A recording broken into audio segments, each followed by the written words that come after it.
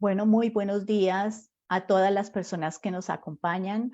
Hoy, 10 de marzo, el doctorado en Estudios Ambientales y Rurales de la Pontificia Universidad Javeriana les da la bienvenida a las personas que se conectan vía Zoom y Facebook Live en este inicio de nuestras conversaciones en estudios ambientales, ecológicos y rurales.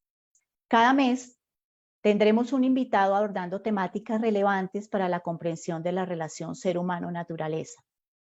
Antes de introducir a nuestro invitado y a quien abrirá este ciclo de conversaciones, algunas indicaciones. Estamos transmitiendo vía Zoom y Facebook Live. Sus micrófonos y cámaras están apagados. Al finalizar la charla, si hay preguntas, les solicitamos ponerlas en el chat, bien sea del Zoom o de Facebook Live. Ahora sí, para mí es un gran placer y un gran honor abrir este ciclo de conversaciones en estudios ecológicos, ambientales y rurales de nuestro doctorado en estudios ambientales y rurales con la conversación que vamos a tener con el profesor Jordi Bascompte. El profesor Bascompte es profesor del Departamento de Biología Evolutiva y Estudios Ambientales de la Universidad de Zúrich en Suiza desde el año 2015.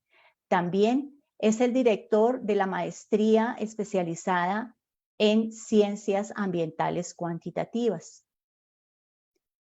Ha recibido una gran cantidad de premios y reconocimientos debido a su amplio conocimiento e investigaciones en la comprensión de la ecología de comunidades, especialmente en el campo de las interacciones mutualistas.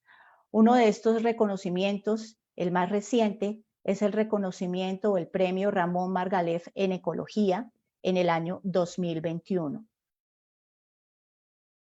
Les decía que es un investigador altamente reconocido en el ámbito académico por aportar a la comprensión de la ecología de comunidades, especialmente en el campo de las interacciones mutualistas, en un momento en que éstas eran menospreciadas, como lo dice el doctor Bascompte, por el amplio dominio de los estudios en competencia y depredación. Su aplicación a la teoría de redes y al estudio de los mutualismos ha proporcionado leyes generales que determinan la forma en que las interacciones entre las especies moldean la biodiversidad. Sin más preámbulos y con mi profundo agradecimiento, los dejo con el doctor Jordi Bascompte para que nos comparta sus adelantos con esta charla, La arquitectura de la biodiversidad. Jordi, bienvenido. Muchas gracias, Ángela. Gracias a todo el mundo que está aquí a través de Zoom. Vamos a ver si podemos... Ahí está, empezarla. Perfecto. ¿Ven la primera diapositiva? ¿Sí? Sí, señor. Perfecto. Muchas gracias. Ahora sí, gracias de nuevo. Es un placer poder hablaros a todos, aunque sea a través de Zoom. Por un lado, hace menos atractiva la interacción. Por otro lado, muy difícilmente hubiera podido estar en Colombia esta mañana para vosotros, esta tarde para mí, a pesar de mi interés. En cualquier caso, pues vamos a intentar introducir un poco el tipo de trabajo que he venido haciendo con mis colaboradores en los últimos 20 años, que, como Ángela decía, esencialmente trata de entender cómo las interacciones de mutuo beneficio se organizan en comunidades ricas en especies. Si pensamos en la biodiversidad, esta sería la típica imagen que viene a nuestra mente, una colección con centenares de especies de insectos en un museo. Ahora bien, hay un componente a la biodiversidad que no puede representarse por esta diapositiva y es justamente en lo que me gustaría centrarme hoy. Y este componente es la forma en la que dichas especies interaccionan para formar un sistema funcional. Considerad, por ejemplo, esta diapositiva ilustra las interacciones de mutuo beneficio entre una especie de tucán en una selva tropical de Brasil y el fruto de una especie de palmera. Es una interacción aparentemente cotidiana, de mutuo beneficio, porque ambos elementos obtienen un beneficio. En concreto, el ave obtiene una fuente rica energéticamente hablando de alimento, y la planta de una forma por la cual sus genes pueden dispersarse por los paisajes. Hoy sabemos que este tipo de interacciones de beneficio mutuo ha jugado un papel muy importante en la generación de la biodiversidad en el planeta.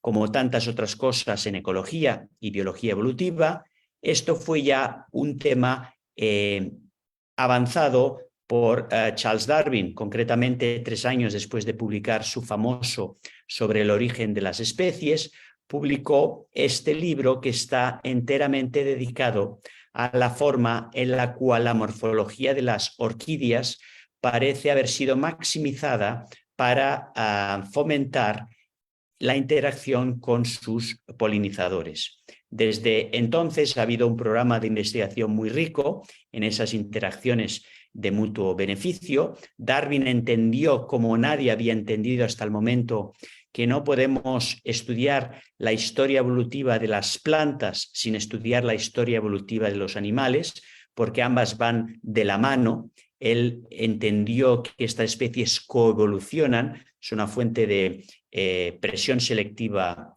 mutua, y no obstante, a pesar de todo ese trabajo, la gran mayoría de estudios se centraban en pares de especies.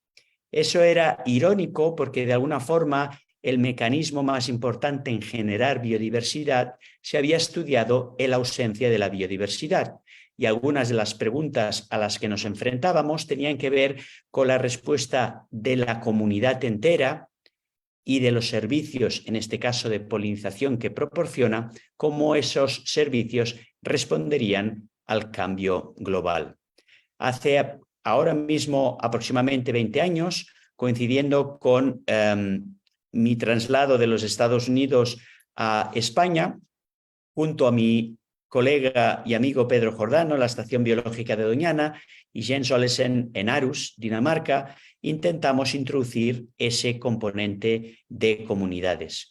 Y para ello utilizamos una herramienta que estaba teniendo un gran impacto en el momento, que es la herramienta de las redes complejas. Es una herramienta que se aplica a sistemas compuestos por muchos elementos que interaccionan de una forma determinada. En este caso, en nuestro ejemplo de las redes mutualistas, cada nodo representaría una especie. Los nodos verdes representan una especie de planta como el tejo, y los nodos naranja representan una especie de animal como el zorzal alirrojo, de forma que hay una interacción entre el animal, el animal y la planta. Voy a ver si puedo volver atrás, perfecto. Hay una interacción entre el animal y la planta si el animal es un dispersor, en este caso, de las semillas de esa determinada planta, o un polinizador de esa determinada planta. Estoy intentando minimizar la ventana de... Pero no... Ah, sí, creo que puedo conseguirlo aquí. Perfecto, perfecto. Perdonen por la interrupción. En cualquier caso, es, por tanto, una forma de encapsular, de mapear ese patrón de interacciones entre plantas y animales. Este sería el ejemplo de una comunidad determinada, y como ya se puede apreciar, obviamente es una comunidad o es un sistema complejo. La idea entonces es, con esa aproximación de redes y construyendo una base de datos suficientemente amplia, entender esas interacciones mutualistas en el contexto de comunidades. Y el primer paso en este programa de investigación consistía en describir esas redes, como qué tipo de estructura, qué tipo de arquitectura tienen. Y en ese contexto introdujimos, este sería el primer artículo en esa línea de redes mutualistas, publicado justamente ahora 20 años atrás. Introdujimos ese concepto de una red anidada en esa especie de caricatura de una comunidad, en este caso representada en forma de matriz, donde cada fila representa una especie de insecto, cada columna una especie de planta y un cuadrado negro indica que esa especie de insecto interacciona con esta especie de planta.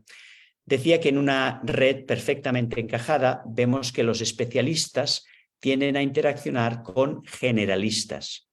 Y si nos movemos de la especie de insecto más especialista a la especie de insecto más generalista, vemos que esta interacción está contenida en este subconjunto, que a la vez está contenida en este subconjunto mayor y así sucesivamente. Esta es la definición de una red encajada. A la derecha podéis ver el ejemplo de la comunidad que ilustraba en la diapositiva anterior.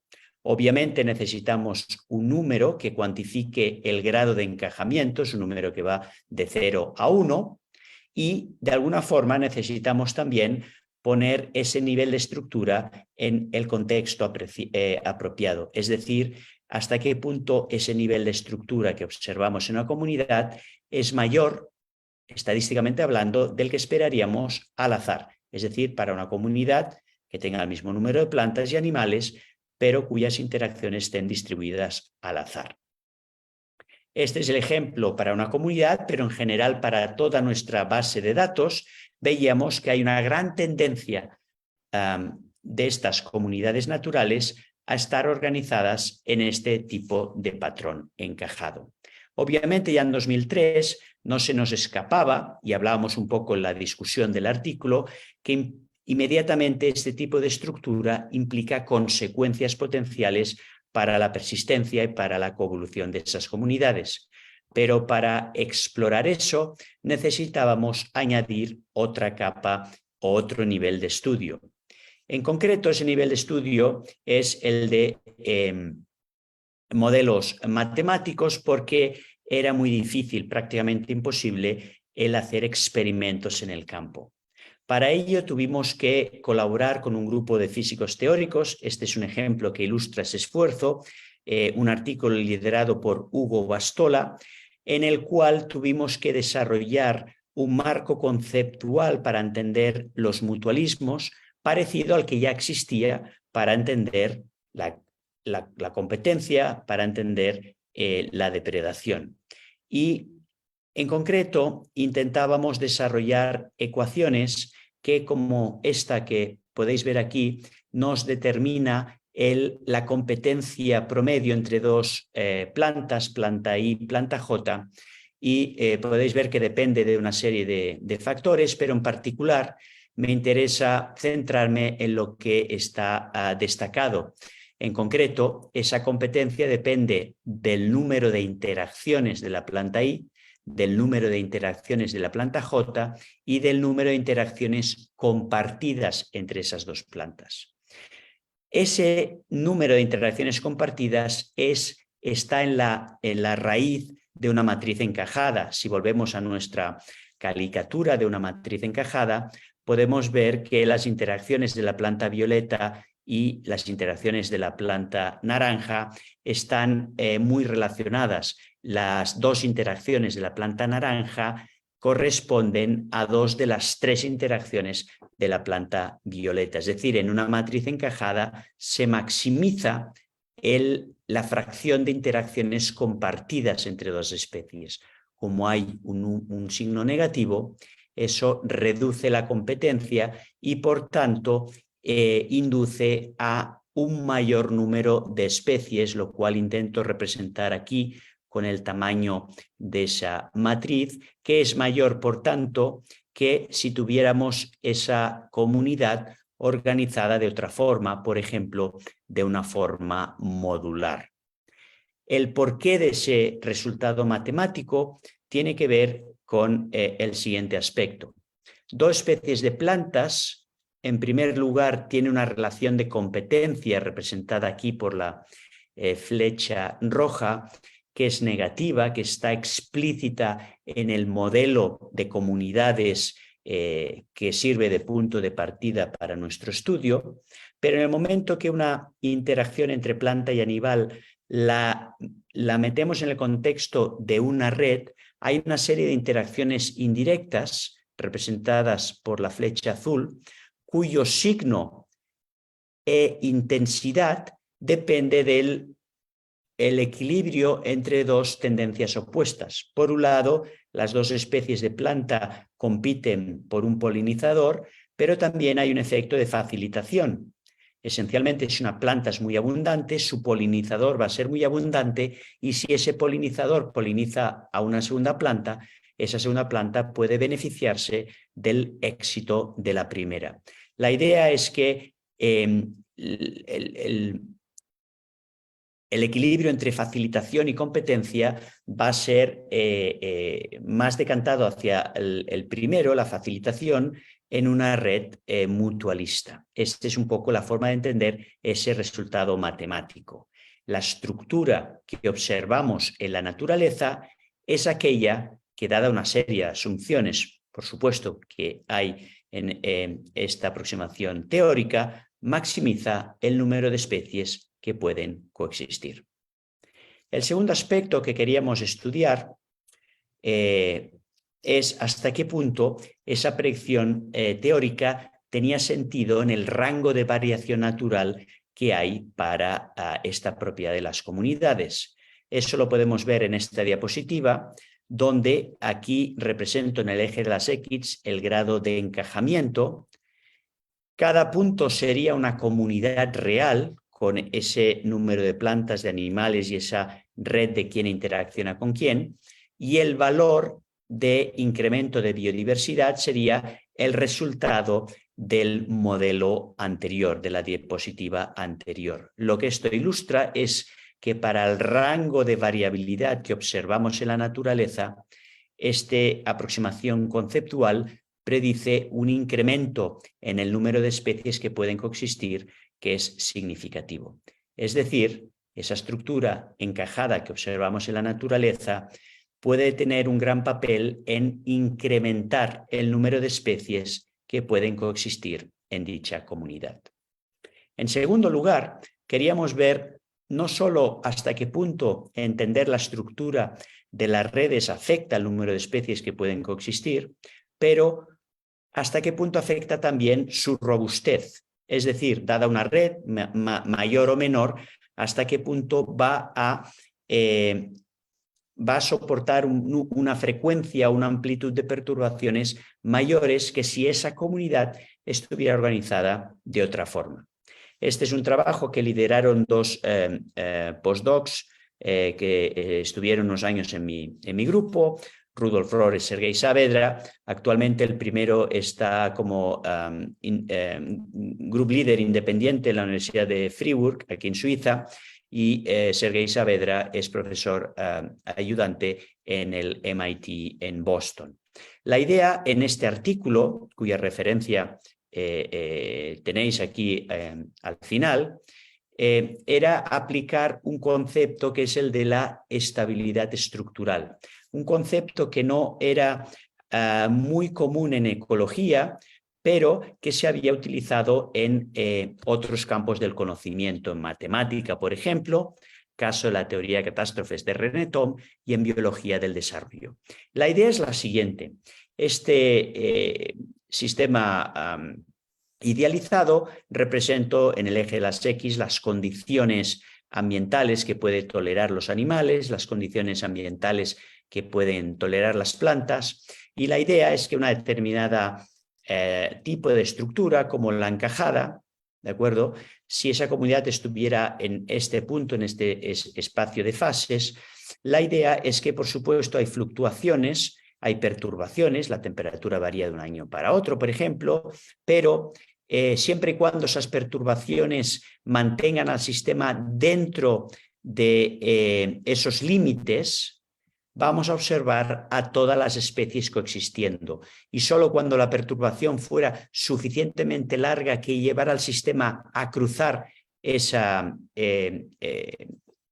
barrera, entonces perderíamos especies. Nuestra comunidad ya no sería observada.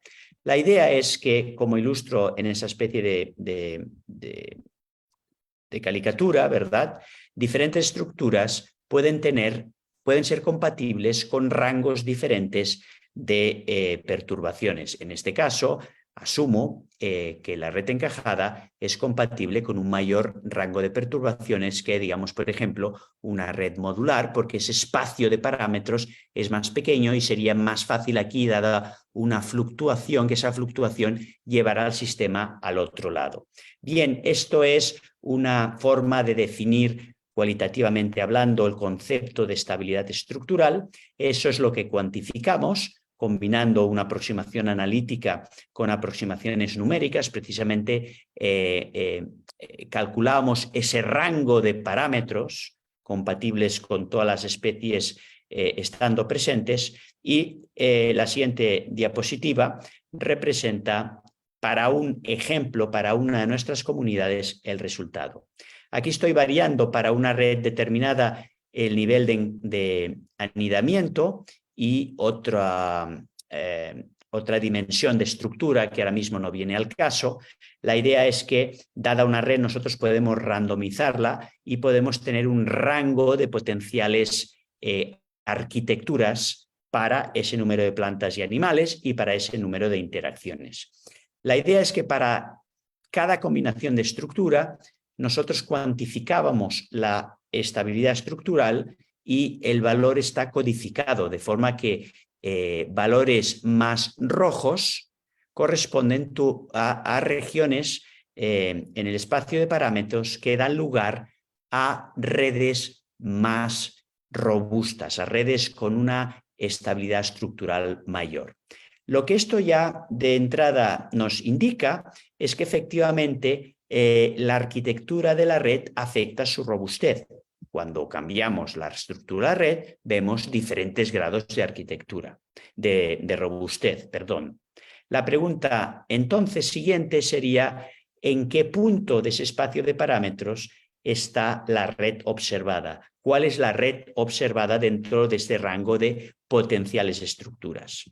Y cuando hacemos eso, vemos que esa red corresponde a ese punto que está dentro de la zona más roja. Es decir, que para este ejemplo que estoy ilustrando, pero en general para la gran mayoría de nuestras redes, de nuevo estamos estudiando un conjunto de redes muy grandes, veíamos que la estructura observada en la naturaleza es aquella compatible con un nivel de estabilidad estructural mayor. Es la estructura compatible con una capacidad de absorber un rango mayor de perturbaciones. Precisamente porque esa arquitectura encajada es compatible con un mayor número de especies que pueden coexistir y la que hace esas comunidades más robustas, acuñamos el término de la arquitectura de la biodiversidad, porque esas redes mutualistas son como una especie de alambres que ayudan a soportar comunidades mayores y comunidades más estables.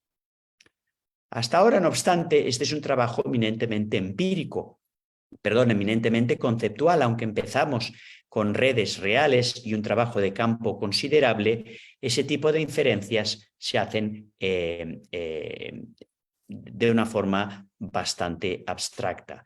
En la última parte de mi charla intentaré cerrar un poco esa distancia que hay entre esa aproximación conceptual y aproximaciones más empíricas a la robustez de las redes, en concreto cuando pensamos en cambio climático.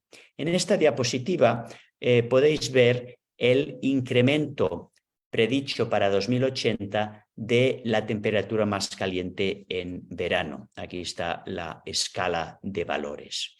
Ese sería el trabajo o la forma de trabajar en cambio climático. Hacemos unas predicciones, modelos climáticos y, dado la distribución de un grupo de especies, por ejemplo de plantas, vemos hasta qué punto su nicho térmico va a ser compatible con ese clima previsto para el futuro.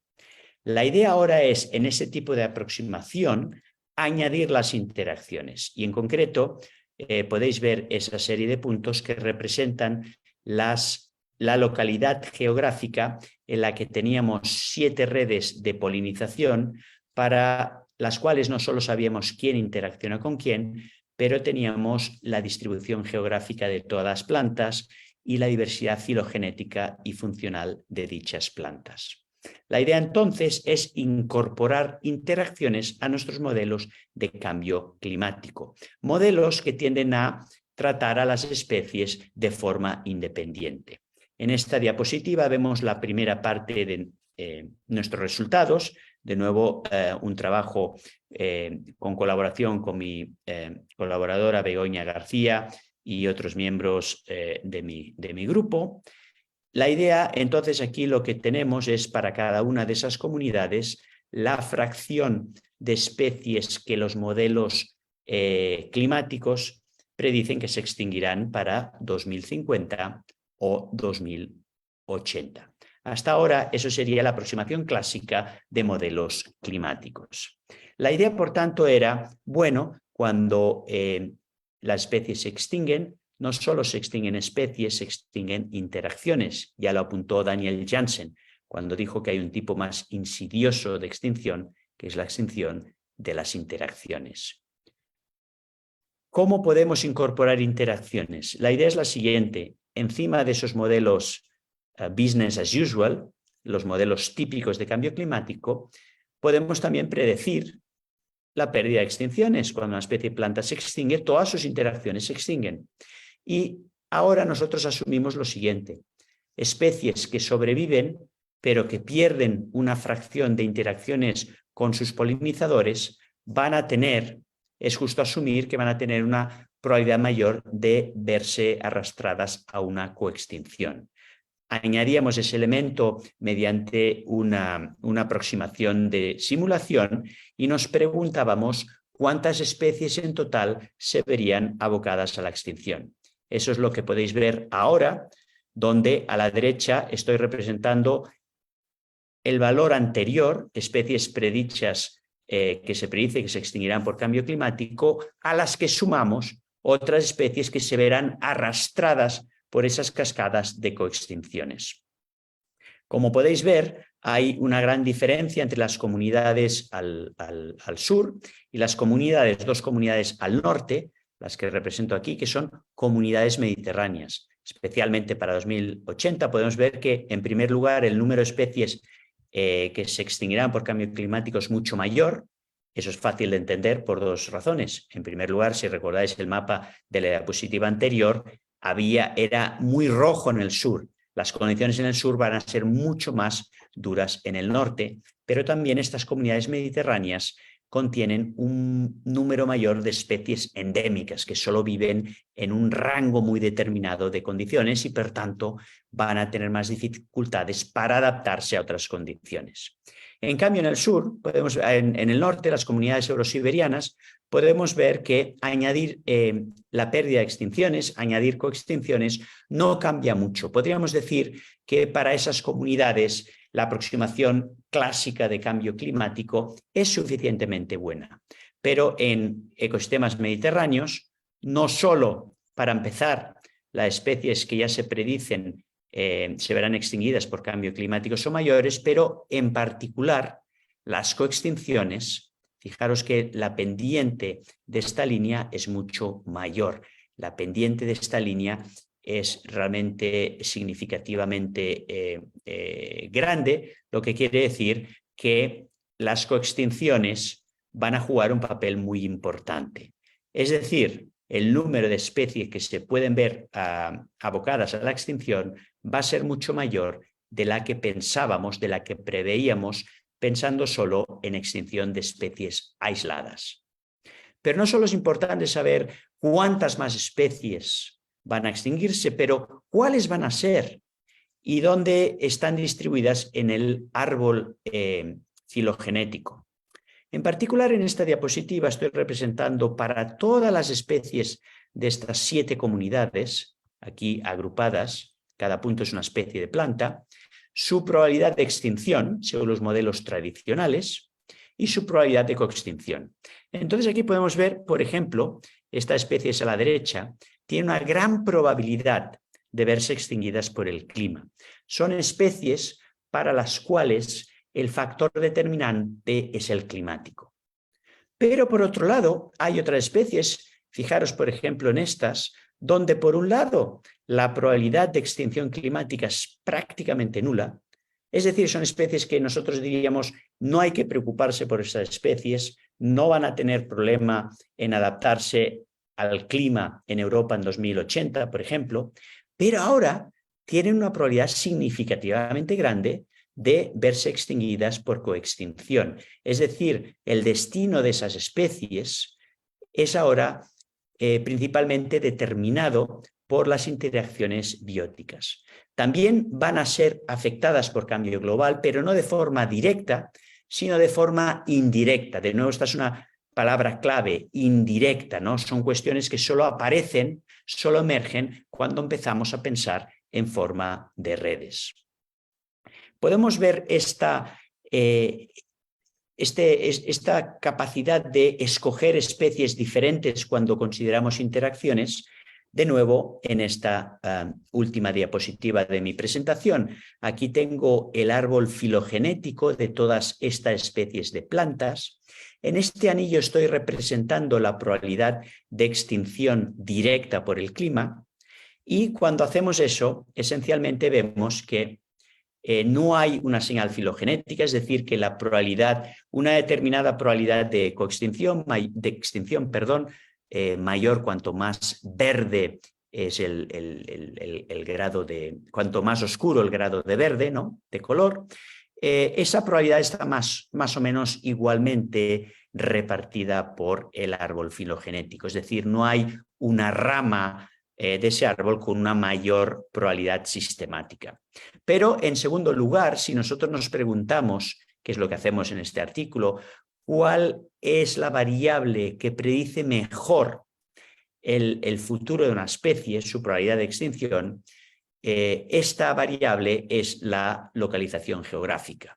No va a ser esto una gran sorpresa para vosotros porque, obviamente, de nuevo, recordad el mapa. La idea es que si uno está en el sur, las condiciones van a ser mucho más duras que si una especie de planta está en una red al norte. Ahora lo que voy a hacer es sobreponer otro anillo, y este anillo es ahora el de probabilidad de coextinciones. Aunque no se vea muy bien en la diapositiva, cuando se cuantifica con las aproximaciones apropiadas, vemos dos diferencias. En primer lugar, que ahora sí hay una señal filogenética. Eso quiere decir que hay ramas del árbol evolutivo donde las especies en esa rama tienen una mayor probabilidad de coextinción. Por tanto, no solo perdemos un determinado número de especies, sino que al arrancar esas especies de ramas, perdemos ramas enteras y, por tanto, un pedazo mucho mayor de historia evolutiva de la que perderíamos si las especies estuvieran distribuidas al azar.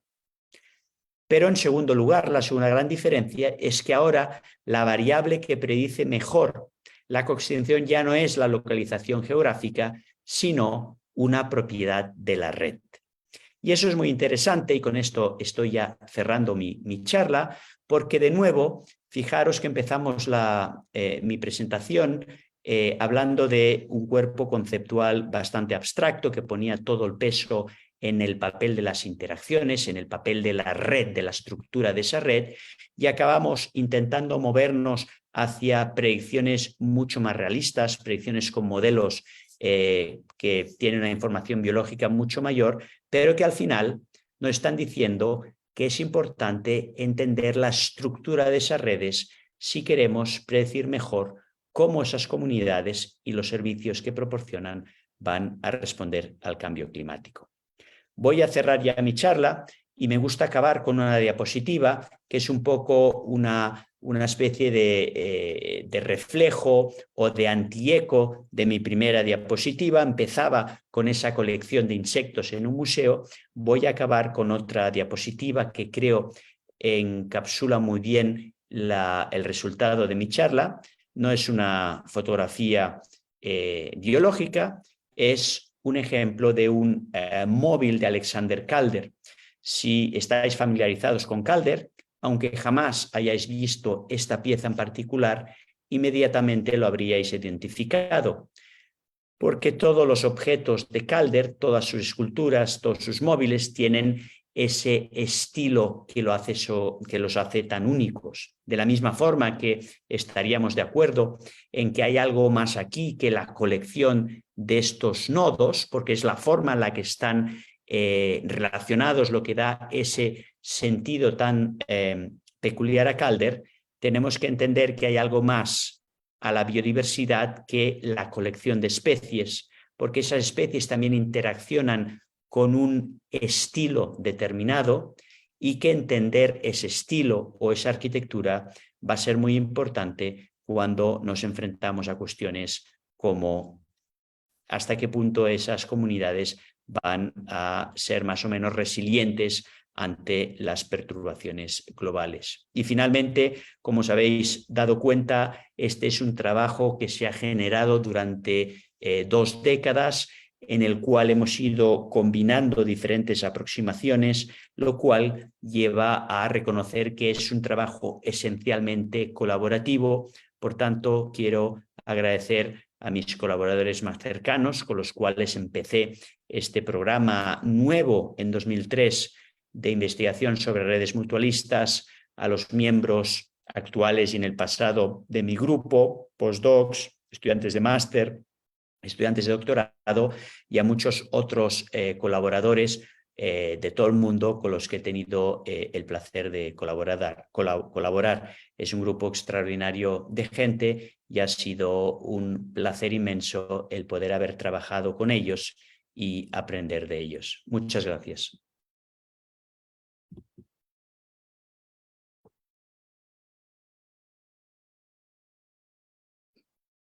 Bueno, muchísimas gracias, Jordi, por tu excelente presentación. Para muchos de los que no manejamos al detalle tantos de los modelos matemáticos que se han venido desarrollando desde tu grupo de investigación, creo que ha sido una presentación que nos conecta y nos da muchísima claridad frente a la relación que hay entre todos esos modelos y las propuestas conceptuales y de análisis que estás planteando, que realmente lideran y dan la pauta para toda una gran cantidad de estudios a nivel de campo y a nivel experimental que nos permiten pues poner a prueba y seguir avanzando en la generación de toda esta teoría alrededor de las redes de interacción. Vamos a pasar ahora a las preguntas de las personas que nos acompañan en esta sesión. Quisiera saber si en este momento tenemos Roger, nuestro estudiante de doctorado, en Facebook, preguntas. Sí, buenos días, Ángela, profesor Vasconte. Tenemos un par de preguntas en el chat de Facebook Live. No sé si quieren, puedo hacer una de esas preguntas y si hay alguna pregunta en Zoom, pues podemos alternarla. Dale, Roger. Bueno, aquí José Alejandro Vergara hace una pregunta. Voy a leerla tal cual como él la está formulando. José dice, en los modelos de extinción y coexistencia, ¿cómo podrían ser los modelos para ecosistemas tropicales? ¿Cómo la plasticidad o la redundancia funcional de las especies pueden influir en estos modelos?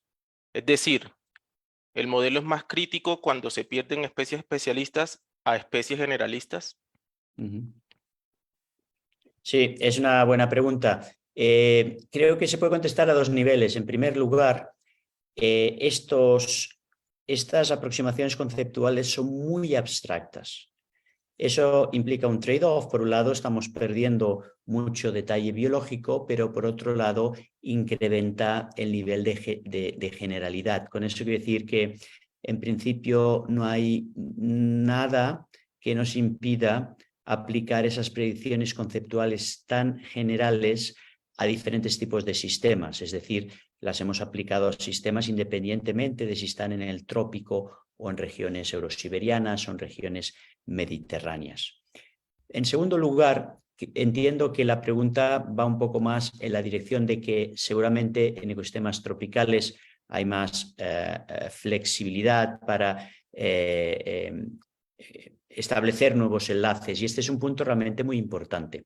En los resultados que yo he enseñado no contemplábamos esa posibilidad, lo cual obviamente puede no ser realista y puede ser una crítica, y de hecho es una crítica que tuvimos durante el proceso de revisión por pares de ese artículo. Y el punto era que efectivamente en la naturaleza seguramente hay ejemplos de esa flexibilidad trófica, pero es muy difícil encontrar información y por tanto la ausencia de la información nosotros no podíamos incorporarlo.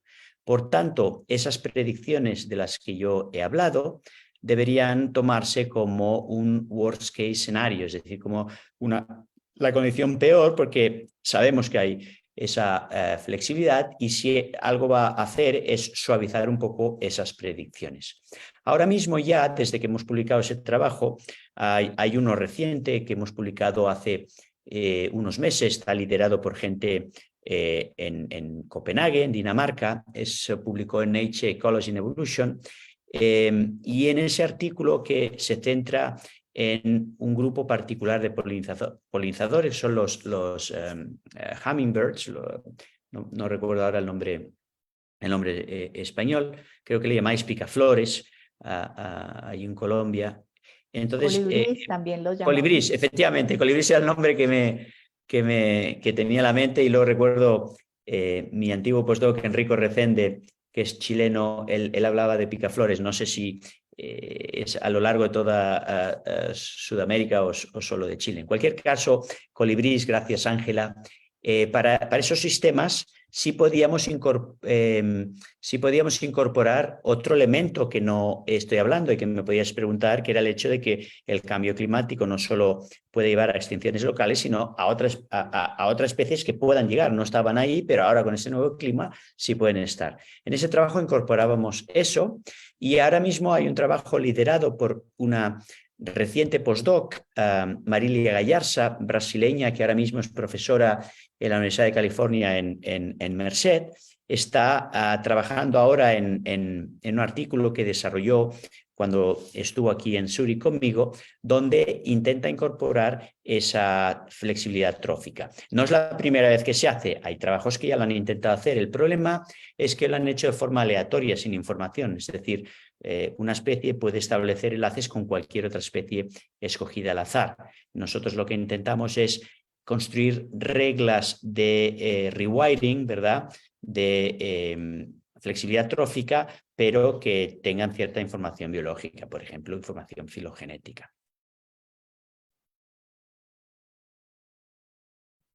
Muchísimas gracias, Jordi, por tu respuesta. Tenemos aquí otra pregunta que nos hacen en Zoom, la hace Gonzalo Fajardo, y la pregunta dice, a partir de esta metodología del análisis de redes, ¿podríamos predecir el efecto de la fragmentación de hábitat, por ejemplo, por avance de la frontera agrícola, sobre las poblaciones de organismos como los insectos? Correcto. Efectivamente, esta es una gran pregunta. No solo se podría hacer, sino que nosotros tenemos recientemente, en el último año y medio, sobre todo con el trabajo excepcional de una postdoc, ahora mismo en mi grupo, Clementina Gadeca, estamos haciendo trabajo donde estudiamos la respuesta a la fragmentación de hábitat de esas redes mutualistas. Ahora bien, es trabajo eminentemente teórico, es decir, hasta ahora no hemos estado trabajando con sistemas empíricos. Ahora mismo intentamos hacer eso en el laboratorio, que sería otra fase. Hoy no he hablado, pero recientemente hemos empezado a hacer trabajo experimental, que es una forma de cerrar el círculo y añadir una capa más de forma de aproximarse a ese puzzle complicado, una pieza más de ese puzzle, si queréis, ¿no? Y entonces con este trabajo teórico, que creo que salió publicado el año pasado en Ecology Letters, y este trabajo experimental que tan solo estamos ahora diseñando y empezando a poner en pie, precisamente intentamos cuantificar eso, cómo responden esas comunidades a la fragmentación del hábitat. Y no solo cómo responden en términos de cuántas especies quedan, cuántas se extinguen, sino algo que creo que todavía es más interesante y todavía menos estudiado, que sería cómo esa fragmentación afecta el proceso coevolutivo de esas especies, cómo esa dinámica coevolutiva se ve alterada por el proceso de destrucción de hábitats, por el proceso de perder especies, que creo que es algo que, sobre lo que sabíamos muy poco y que me parece a mí va a ser una de las preguntas más interesantes para los próximos años.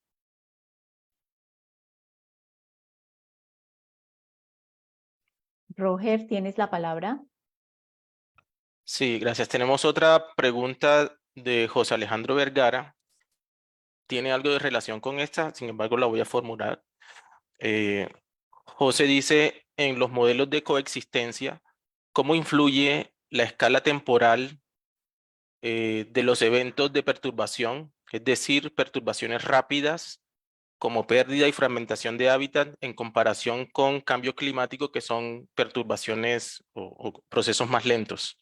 Sí, no hemos estudiado o no tengo una respuesta mínimamente articulada para esa pregunta porque no hemos hecho esa comparación, pero obviamente hay diferentes mecanismos de perturbación, como los que se comenta en esta pregunta muy correctamente, y ambos tienen efectos sobre las redes. De momento un poco me ciño a la respuesta anterior. Hemos estudiado cambio climático, hemos estudiado fragmentación, pero no tengo una respuesta en términos de comparativos. Lo que está claro es que la fragmentación es ciertamente un fenómeno mucho más rápido que el cambio climático. Por tanto, es de esperar que va a llevar a un número mayor de extinciones y coextinciones en una escala de tiempo, digamos, en los próximos 5 años, que el cambio climático. Y particularmente en algunas regiones, por ejemplo, en regiones tropicales, eso va a ser todavía más importante. Es decir, a escalas de tiempo cortos, el papel o el driver de Global Environmental Change, que es la fragmentación, la destrucción de hábitats, va a ser mucho más importante que el otro. Pero yo creo que ambos, a escalas de tiempo diferentes, tienen efectos similares. Es decir, la forma en la que se van perdiendo especies es parecida. Es decir, en primer lugar, las especialistas y más tarde los generalistas. Es decir, que yo esperaría que el patrón de pérdida de biodiversidad, tanto de especies como de interacciones, la existencia de puntos críticos, es decir, al principio estas redes son muy resilientes, aguantan bien perturbación, pero poco a poco van perdiendo esa resiliencia y, por tanto, poco a poco van a ser más susceptibles a niveles adicionales de perturbación, ese tipo de comportamientos no lineales, de transiciones de fases, de tipping points o ecosystem shifts, van a ser las mismas para fragmentación de hábitat que para cambio climático. Gracias, Jordi. Y voy a remitirte la última pregunta de esta sesión del día de hoy. La hace Juan Fernando Acevedo. Dice, muchas gracias al profesor Bascomte por su enorme aporte durante tantos años. Una pregunta, ¿de qué manera se pueden introducir los efectos compensatorios en los modelos de coextinción? Por ejemplo, cambio en los interactuantes ante la extinción del interactuante principal. Efectivamente, de alguna forma está relacionada a algunas de las cosas que hemos comentado, pero intentaré resumirlo de nuevo en el contexto de esta pregunta.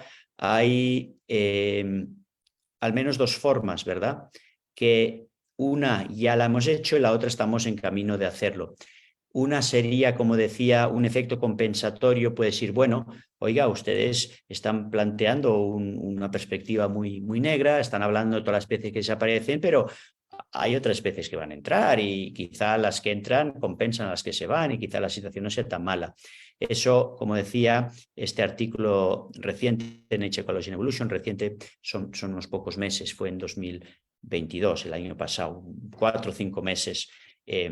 Si alguien está interesado en estos artículos que comento, mi página web, que es muy fácil de encontrar, porque si escribís mi nombre, Jordi Bascomte, el primer el primer enlace va a ser a la página web de mi grupo, y en publicaciones están todas las publicaciones y todas se pueden bajar. Lo comento porque si alguien está interesado en este trabajo de colibríes, por ejemplo, es fácil de conseguir, ¿no? Y ver de lo que estoy hablando. Pero la idea sería que ahí incorporamos este efecto de, bueno, hay otras especies que pueden llegar. Ahora tenemos más información, es un artículo más sofisticado, y también podemos modelizar la probabilidad de que una especie de colibrí que no estaba en una región en 2050 o en 2080 pueda llegar, asumiendo el kernel de dispersión, su nicho térmico ahora, en el futuro, etcétera. Por supuesto, todo este tipo de cosas hace una serie de asunciones, y hay que entender que se depende de unas asunciones, y hay que ser cuidadoso al generalizar los resultados, pero bueno, en cualquier caso son asunciones bastante, se pueden defender bien, son bastante realistas, y en cualquier caso hemos podido añadir ese efecto compensatorio. ¿Qué pasa? ¿Cuál es un poco el resultado? Bueno, el resultado es que hay más llegadas nuevas a sitios. Ese trabajo está hecho en el centro y sur de Sudamérica, por tanto, muy cerca a donde estáis ahora vosotros. Lo que sucede es que hay más llegadas, el efecto compensador es más importante en sitios donde hay poca pérdida de especies. Y en cambio, sitios con una pérdida grande de especies, donde se necesitaría más efecto compensador, ahí no llega. Es decir, que aquí intentamos ver que sí hay un efecto compensador, que puede tener un efecto positivo dado, pero la forma de repartirse no es la ideal. Sitios donde más se necesitaría, hay pocas llegadas de nuevas especies. Y en cualquier caso, jamás esas nuevas llegadas ni de lejos compensan la pérdida de especies.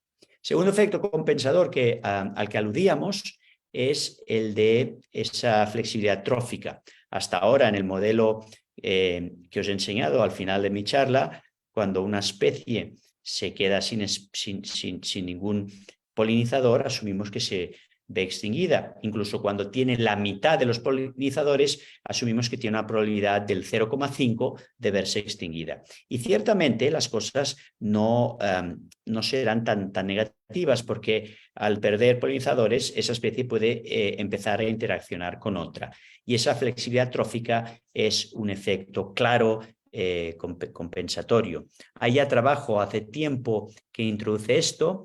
Creo, de acuerdo a mi visión del campo, el primero fue un teórico japonés, Mikio Kondo, en un artículo en Science and Food Web, un artículo muy, muy interesante, donde explora ese efecto compensatorio y ve que, wow, estas predicciones que había hecho Robert May sobre la relación entre estabilidad y complejidad de los sistemas, resulta que se invierten cuando hay efecto compensatorio.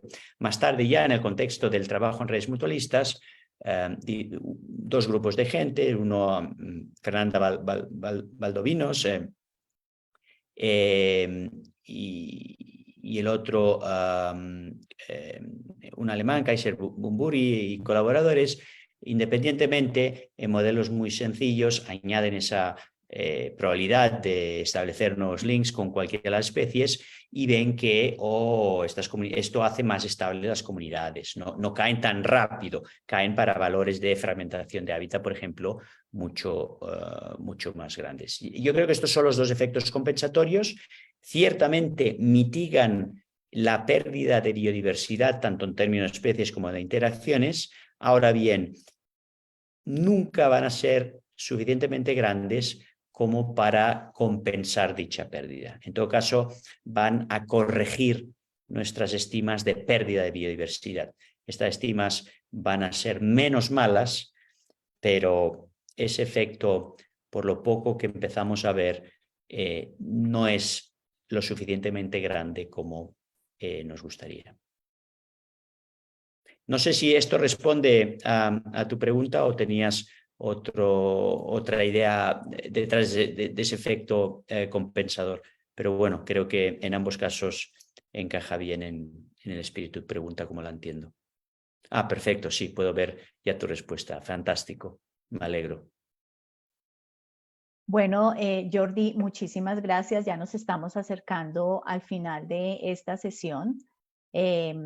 Nuevamente, pues agradecerte a ti por el tiempo que has destinado, las ventajas, como comentábamos en algún momento antes de iniciar esta transmisión en vivo, de estos mecanismos de comunicación que tenemos ahora disponibles, y es que aunque estamos en continentes muy distantes, en tiempos horarios muy diferentes, pues tenemos la fortuna de mantener una comunicación y de tenerte en esta primera charla de nuestro ciclo de conversaciones en el doctorado en estudios ambientales y rurales.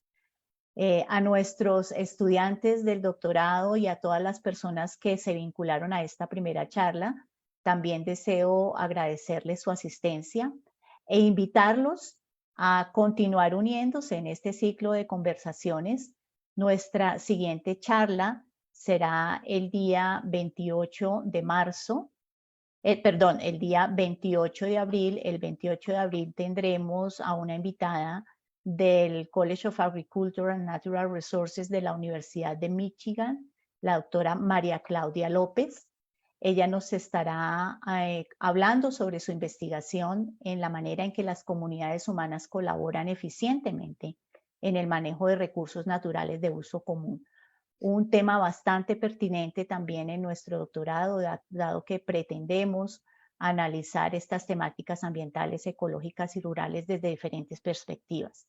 Sin duda alguna, esta primera perspectiva que nos ofrece el doctor Bascomte ha sido uno de los elementos de trabajo de base de algunos de nuestros estudiantes de doctorado, que pues más adelante vamos a compartir con ustedes.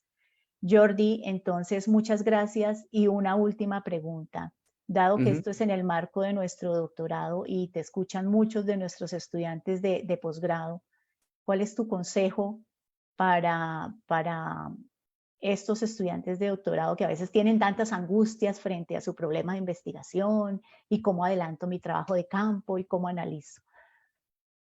Muy bien. Me río un poco porque siempre que se me pregunta lo del consejo, me acuerdo de algo que escribí, algo que leí, perdón, donde venía a decir que el consejo es una forma de nostalgia, es una forma de viajar en el tiempo, limpiar algunas de las partes más sucias de la historia de uno y reciclarlas quizá más de lo que dan de sí. Pero hablando en serio, no aprecio el comentario. Yo trato mucho, aparte de mi trabajo científico, hago bastante trabajo de mentorship, y es una cosa que me gusta mucho, trabajar con gente muy joven y hablar de esos temas. Obviamente es siempre difícil resumir y dar consejo, porque parte de las cosas que funcionan bien para uno no son necesariamente las mejores para otro, pero yo creo que sí que hay cosas que son universales, y una es el intentar pensar de forma independiente, intentar pensar de forma autónoma, intentar plantearse las grandes preguntas. Un físico importante, no me acuerdo quién fue ahora, alguna vez dijo que tener una buena pregunta era casi todo, el resto era rellenar un poco los detalles. Yo creo que esto es muy, muy correcto, ¿no? Y a menudo no nos damos cuenta, vivimos en la dinámica de el día a día, y lo que estamos es pensando: mañana es el deadline para enviar ese artículo, pasado mañana es el deadline para enviar esa carta de recomendación, y esto nos impide tener suficiente perspectiva para pensar cuál es la pregunta, qué es lo que yo quiero hacer, qué pregunta quiero contestar. Yo creo que hacer eso, intentar relacionar el trabajo de uno con los grandes paradigmas que hay en ecología y en evolución, tiene una importancia muy grande, porque ayuda, levanta, digamos, la investigación de uno, el trabajo de uno, de ser algo más o menos pues, muy detallado a convertirse en algo mucho más general. Es decir, hacer preguntas, pensar de forma independiente, no tener miedo. Es a veces angustiosa la carrera académica, porque hay muchas incertidumbres, hay que moverse. Viajar es muy importante. Ese era el tema principal de consejo cuando estaba en España, precisamente porque había una gran tendencia a no viajar, como decíamos en España, se dice, a calentar silla, a esperar a que te salga una plaza en tu propio instituto. Y yo creo que eso lastró mucho la ciencia en España y sin duda en países en esferas similares, ¿verdad? Viajar es muy importante, ir a diferentes laboratorios, intentar siempre aprender lo mejor de los sitios en los que se está y estar abierto a la colaboración, leer mucho, leer cosas que no tengan nada que ver con lo que uno hace. A menudo le digo a los estudiantes, no hay excusa para no ir a seminarios, y menos cuando dice, bueno, es que el tema no me interesa. Uno debería estar más interesado en asistir a seminarios de cosas que no tienen nada que ver con lo que uno hace, porque la cantidad de información que uno adquiere en 40 minutos es tremenda, es enorme, es una ganancia brutal. Y lo mismo en leer, ¿no? Intentar leer de cosas diferentes. La gente más exitosa, y ahora mismo no es un comentario, sino que hay estudios sociológicos que lo avalan, la gente más exitosa cuando se piensa a nivel de descubrimientos, breakthroughs, descubrimientos a nivel de premio Nobel, es siempre gente que ha tenido una gran curiosidad por otros temas, que ha, comillas, perdido el tiempo haciendo otras cosas, que no tienen nada que ver aparentemente con la ciencia.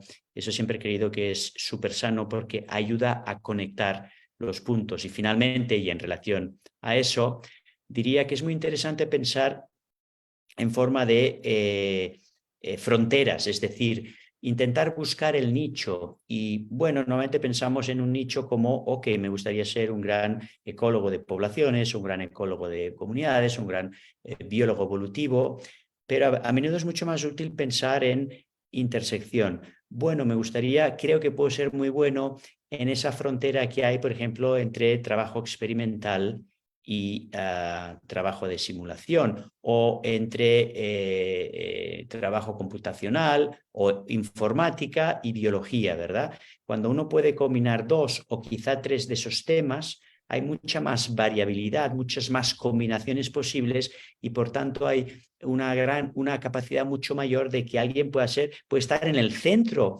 del conocimiento en esa combinación de temas y convertirse en el líder de esa particular combinación de temas. Es decir, resumiendo, soy consciente que he dado una respuesta muy convoluta y muy larga, pero resumiendo diría dedicar tiempo a pensar en las grandes preguntas, intentar pensar de forma independiente, leer mucho, pero sobre todo de amplio espectro, viajar y cultivar las interacciones con otros colegas, con otros campos. Muchísimas gracias, Jordi. Sin duda alguna, creo que esta primera conversación ha sido muy interesante. A todos los que nos acompañaron, entonces nuevamente mi agradecimiento y no se pierdan nuestra próxima conversación. En el mes de marzo les estará llegando la información con la doctora María Claudia López para seguir hablando también de interacciones en este campo de la relación sociedad-naturaleza y cómo las comunidades interactúan para generar un uso eficiente de los recursos naturales. Nos vemos entonces dentro de un mes. Buen día para todos.